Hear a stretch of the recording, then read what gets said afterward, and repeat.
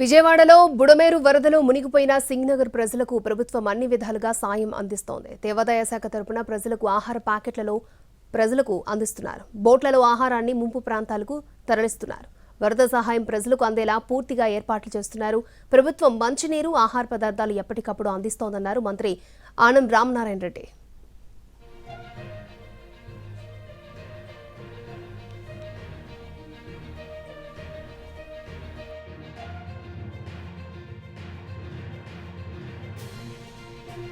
పలు శాఖలు వరద బాధితులకు సహాయం చేయాలి అంటున్న మంత్రి ఆనం రామనారాయణ రెడ్డితో మా ప్రతినిధి రామ్ ఫేస్ టు ఫేస్. వరద సహాయక చర్యల్లో మంత్రులు కంటిన్యూగా పాల్గొంటున్నారు. అయితే వస్తున్నటువంటి ఎవరైతే వరద బాధితులు ఉన్నారో వాళ్ళందరూ కూడా బయటకు వస్తున్నారు. వాళ్ళ ప్రదేశాల నుంచి బయటకు వస్తున్నటువంటి పరిస్థితి అయితే ఉంది. ఇళ్లపైన ఉండిపోయిన వాళ్ళు కొంతమంది ఉండిపోతే కొంతమందిని బోట్లలో తీసుకొస్తున్నారు. కొంతమందిని చెక్కలతో ఆ రకంగా తీసుకొచ్చి బయటకు తీసుకొస్తున్నటువంటి పరిస్థితి అయితే ఉంది. అయితే వాళ్ళందరూ బయటకు వస్తున్న వాళ్ళందరికీ కూడా వరద సహాయాన్ని అయితే దగ్గరుండే ఇటు మంత్రులు కానీ అధికారులు కానీ అందిస్తున్నటువంటి పరిస్థితి అయితే ఉంది. అయితే ఇక్కడ చూడొచ్చు మనం దేవాదాయ శాఖ మంత్రి ఆనం రామనారాయణ రెడ్డి ఇక్కడ ఉన్నారు. పడవల్లో సహాయాన్ని వాళ్ళకి వరద బాధితులకు పంపించే ఏర్పాటు చేశారు. దీంతో ఒకసారి మాట్లాడదాం. మంత్రి గారు, ఏంటి పరిస్థితి? ఎంతమంది బాధితులకు ఇప్పటిదాకా సహాయం అందింది? మీరు దేవాదాయ శాఖ తరఫున చేస్తున్న సహాయం ఎలా ఉంది?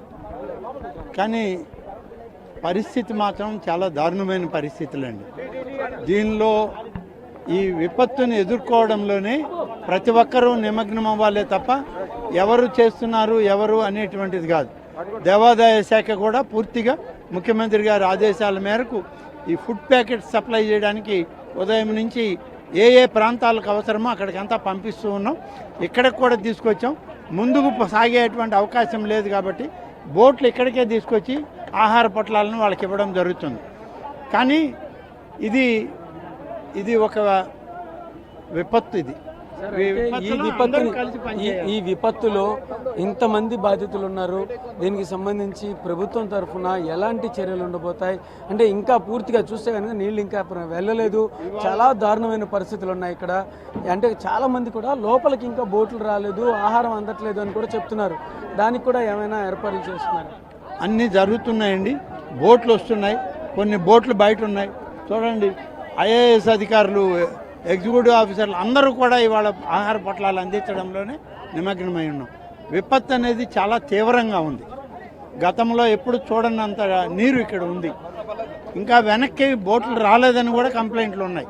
పంపించేవి పంపిస్తూ ఉన్నాం. వెనక్కి కూడా కొన్ని బోట్లు లారీల్లోనే ఉన్నాయి. అవి ముందుకు రావడానికి కొన్ని వాహనాలు అడ్డం ఉన్నాయి.